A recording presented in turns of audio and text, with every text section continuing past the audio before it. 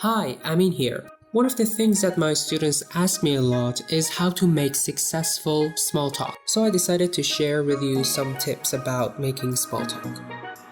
Tip number one is you don't have to say fancy or brilliant things.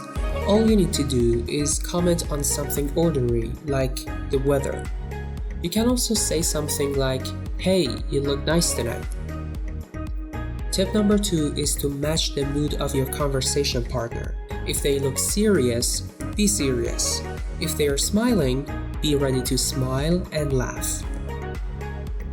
And tip number three is if someone asks you a question about where you come from or what you do, you can try answering the question and then adding something interesting to keep the conversation going.